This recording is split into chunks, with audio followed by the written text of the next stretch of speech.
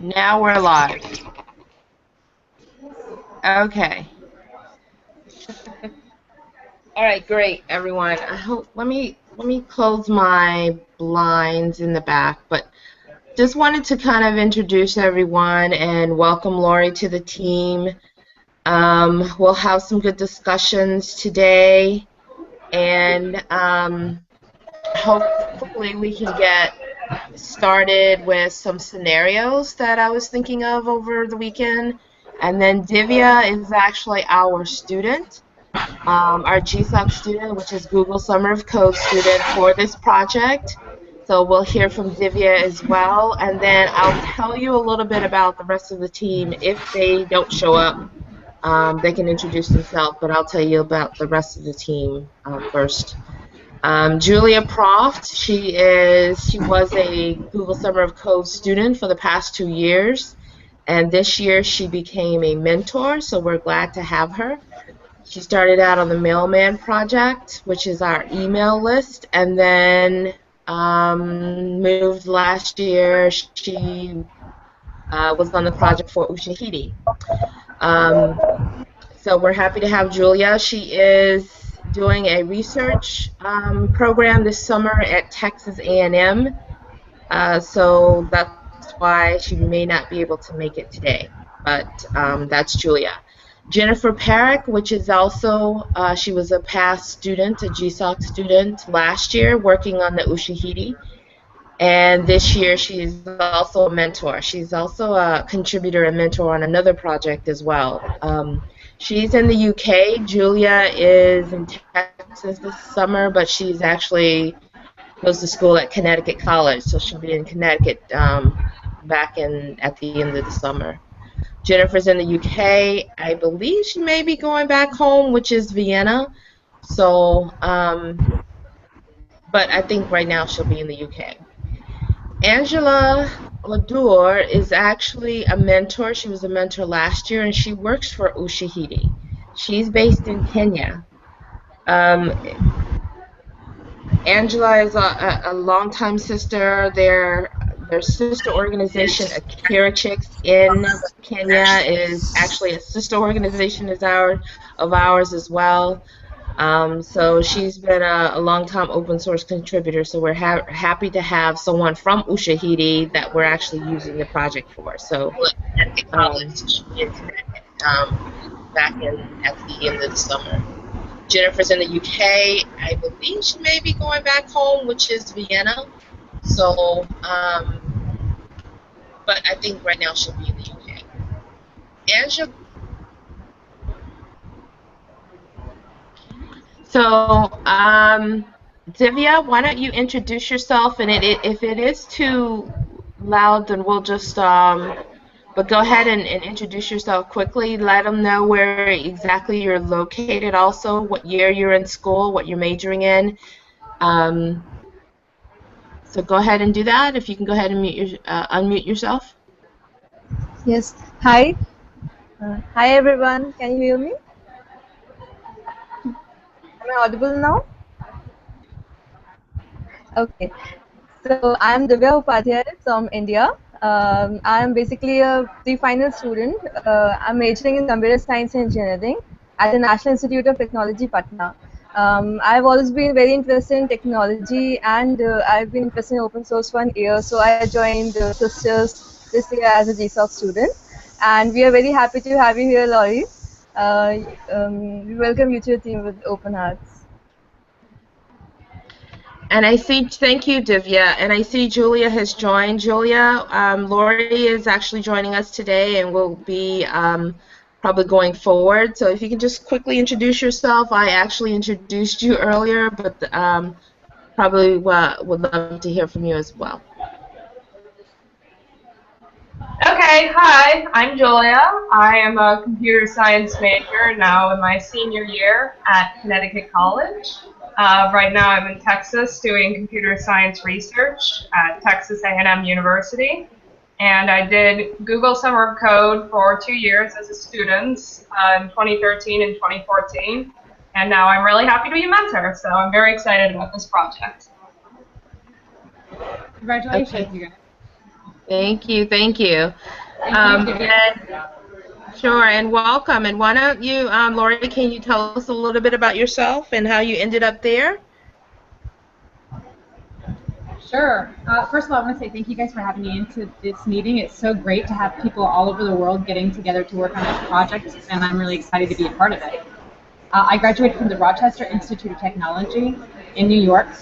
I graduated in 2012, and I focused on international relations with a minor in sociology and anthropology. I decided to join the Peace Corps because I really felt like this was a place that I could make a difference on an international scale and be involved in different projects. I started working in deaf. I was supposed to go to Kenya to work for deaf education, but the Peace Corps post was suspended due to some security concerns, and so I was transferred to Guyana. And I'm really excited to be a part of this project and to be working with you guys and working with Rachel, and looking forward to it. And that's also how I met Rachel, by the way. She introduced me to this project, and I think it's a really great opportunity. Great, thank you so much. We appreciate that, and we're looking forward to working with you as well. I don't know how much Rachel has told you about the project, but I'll just give you a little bit of background. When Patrick actually told me about Rachel and what she was doing in Guyana, I thought that would be a really great project for Ushahidi, as well as our Google Glass. Now we actually are going to use the Google Glass for supporting what you are doing on the ground. And I think that's where the scenarios, we'll talk about some of the scenarios. And I know, Julia, you probably have to be at your assignment like at 9. So if you have to leave, that's perfectly okay. I'm actually recording this session, so you can pick up where you left off. And I wanted to ask you, I know I connected you, I don't know if you got a chance to connect with Aaron at Google. He's the Google Glass support. Were you able to connect with them last week? Actually, we just traveled here yesterday to town where we got internet.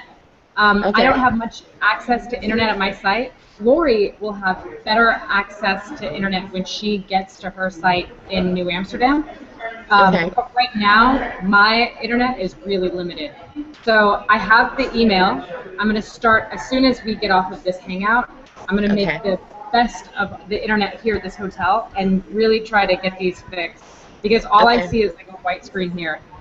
It is hot in Guyana. The temperatures are really high and humid.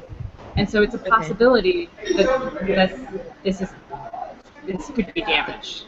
Yeah, it could be. It could be. Yeah. Okay. So I'm gonna be in touch with him, and we have to go at 8:45 because we have sessions starting, another training session starting at 8:45. So, but I will definitely. No problem. I'll be multitasking. I'll be in the training and trying to fix these spots.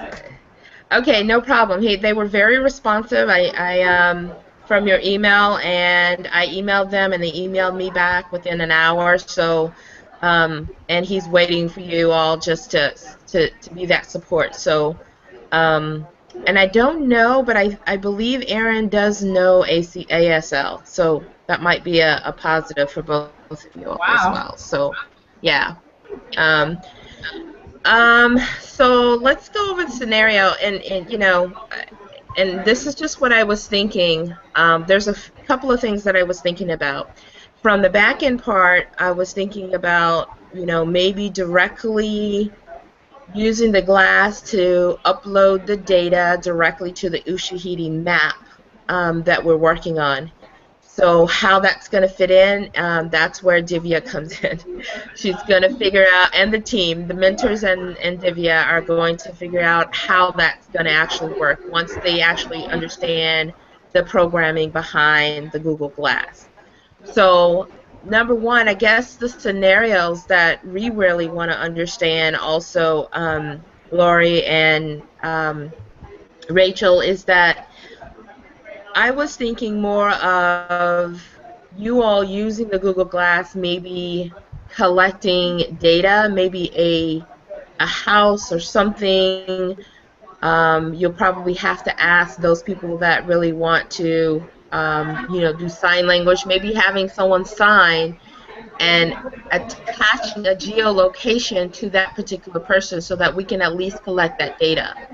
So to me, it would be more of a video of a deaf person signing, and then doing that video, uploading that video directly from Google Glass to the Ushahidi map. Now, there's probably some, communications between the glass and the mapping, so we'll have to work on that piece. But that was one of the scenarios. Are you thinking about other scenarios as well, Rachel and Laurie, or more? I know that Peace Corps, we're working on another project with them called Peace Track. And what this does is actually track and collect data of what the volunteers are actually doing. So because you have to report out, and that's how you actually get your, I guess, approval for budget, because they need to know exactly what the Peace Corps volunteers are doing on site. That can come later. We haven't really thought about like a mobile device or how that's going to fit in, but we are doing a mobile application for that, as well as a web piece for the headquarters. So was that something that you were thinking about as far as a scenario that you can collect some type of the activities that you're doing, or maybe you're in a classroom with and you're taking a lesson or something, and you want to take a snapshot of the board, or if you're outside and you're doing some type of a break or something, and you're doing a playing soccer or something like that. What are the type of scenarios or data that you want to collect? I think that's the question, because really the Google Glass is really just the conduit for collecting the data, I'm thinking, and then it'd be more visual. It'd have more visual data plus a geolocation behind it. Yeah, I was thinking that these would be very helpful in Lori's project, related to project activities, in the regard that she's here to work on literacy in the deaf community, and so that often means for us in the deaf community, literacy is often expressed through drama, poetry that is done visually. So using these glasses to capture children telling stories in sign language would be really rich data. Also,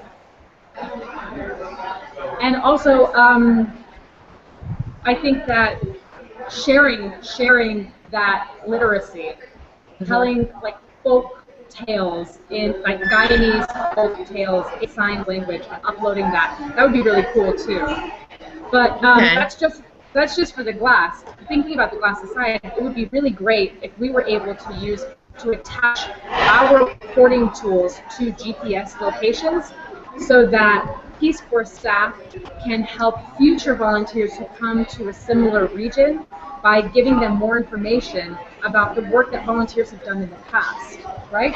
Yes. So when we're in a room full of 42 young volunteers, and I mean young in the sense that they just got to the country, they're about to go to their sites in 42 different locations all over the country, and when they get to their sites, they're going to start working on projects, but they don't know what volunteers have done in that region last year, let alone 5 years ago, right? What if we could attach some of the reporting work that volunteers do to GPS points and share that data and that information with new volunteers coming in? And we can start to heat map our volunteer placement so that we know, okay, over the last 5 years, we've had 16 different volunteers in this one very small region. Let's spread the wealth. Let's put volunteers somewhere else. Or area. We haven't had a volunteer there. So I can upload. I can put all of the volunteer placement GPS points at least for 2 years in a CSV file and upload that to Mapbox, and that will tell us something too. But we need something that's user friendly and that can have maybe different scenarios and different filters, so that deaf people or people who are working in deaf education can find out how many deaf people live in an area and can attach video to that.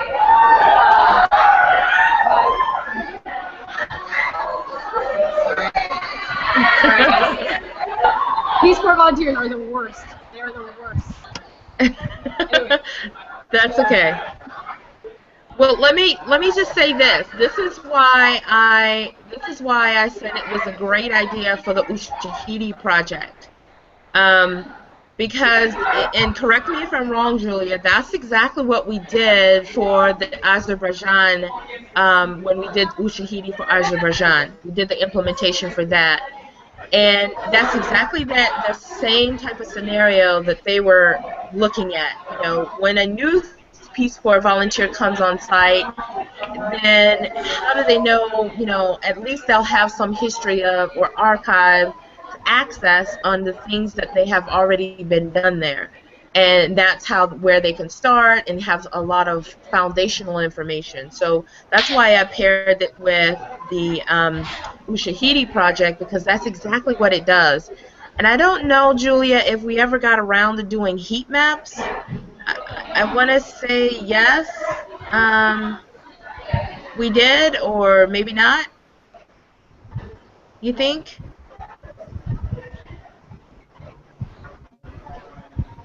Julia? I think she may have dropped off. But yeah, okay. Yes, have been in one place. Yes, exactly what they're doing. You know, maybe 10 miles from where their main where their assigned location is. They've done, you know, some type of education. They play baseball games or whatever. I think we did that with Ushahidi, and maybe Julia, if it's I don't know if Rachel, you had a chance to look at Ushahidi and what we did for Azerbaijan, but I did. And then maybe it's okay. Have you shown that to Lori as well?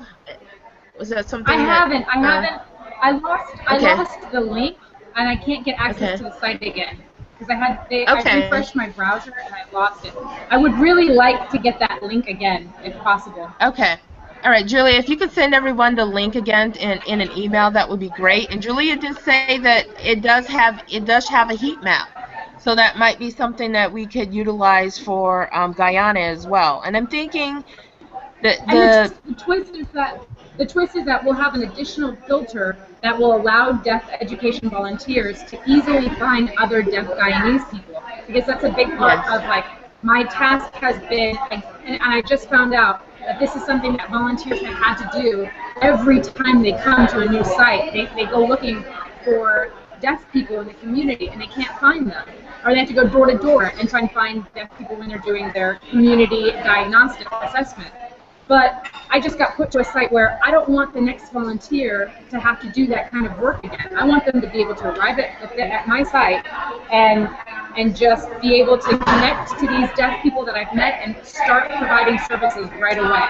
You know what I mean? And yes, I totally agree. I totally understand. And then the functionality could be that we can have a deaf person, if they want to participate, we can have a deaf person introduce themselves. We'll take the video with the class and then attach the video to the GPS location. Yes, that's my vision as well. That's exactly what I think the power of Ushahidi does, is that it is a crowdsourcing, right? So it's whatever data that we're actually applying or collecting, we can upload to our Ushahidi implementation, and that's the whole purpose behind having users come there, particularly not only Peace Corps volunteers, but those who are in the community as well, right? So that they can find each other and have some groundwork already available to them.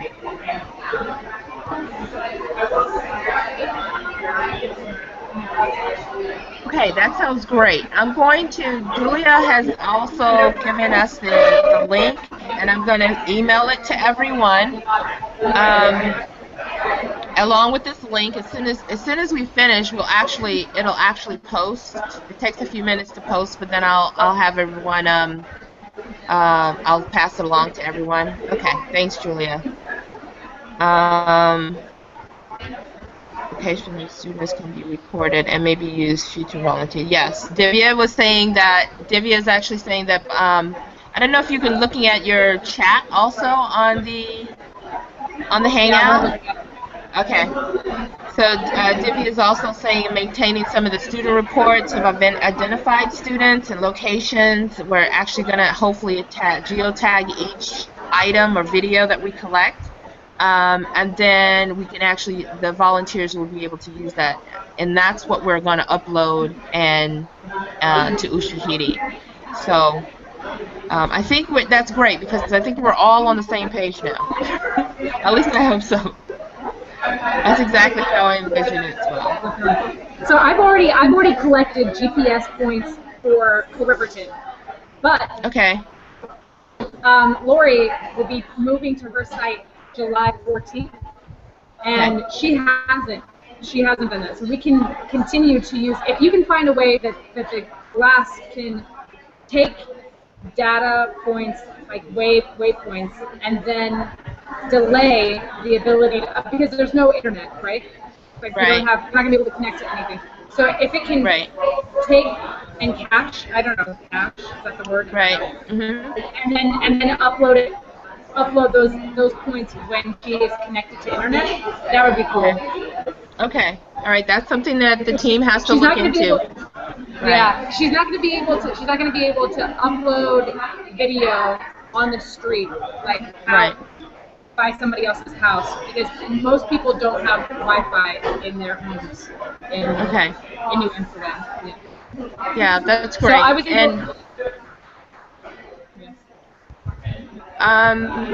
so do you have? Let me create a drive for everybody so that you can you upload that data for us so that the team has access to it. At least they have a starting point. I can send you guys the CSV files, and I can give you what I know. This is what I know how to do. I can give you my Mapbox link, right? Okay. Because I did all of this in Mapbox. Okay, and yeah, Divya, Julia, do you know what Mapbox is? It's similar to like OpenStreetMap. Have you ever used that before? Okay, they both say, I'm assuming yes. Yeah, if you can, will we have access to it, or is this just a link to, is it open so that we don't have to have any sign on or something? You'll have access to the GPS points. Okay. But I don't have a problem giving you my password. Okay. And this is something that we can extract data from that also, so that we can actually look at it and play around with it or something? I don't know. We'll have to see. Okay. Okay. Well, just send us the files and then send us the link, and then we'll work from there. And we'll try to figure it out. Okay. So why don't I do that to the drive? Okay. All right. Let me create. Did we ever create a drive for everyone for the team? Divya, did we ever create? Let me create one for this particular project so that everybody has access to it, and I'll share it. And that way we can put all the data and stuff in there and share it easily that way. Divya or Julia, do you have any questions for Lori or Rachel?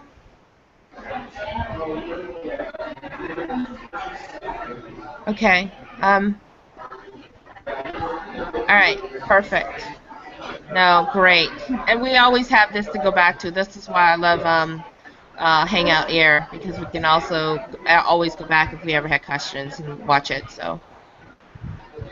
All right, great. Let's wrap up now. It's about 30 minutes in, so that way you'll have time to get to your everyone has time to get to everyone's meeting. I think everybody has a 9 o'clock at some point. And then I will follow this up with an email, and as well as do some stuff. So maybe within the next 5 minutes, you'll receive everything, and then just look at it and make sure that we at least try to get all the data together, all the questions, and I'll post this link also to everyone as well. Sound good? Yeah, and I'll do this. I'll work on this right now. Okay, perfect, perfect. Yeah, and make sure you contact Aaron. That would be good too. Good. I will. All right. Yeah. Thank you, everyone, and I'll see everyone next week, hopefully. Lori says thank you. Bye. Okay, bye. Bye bye.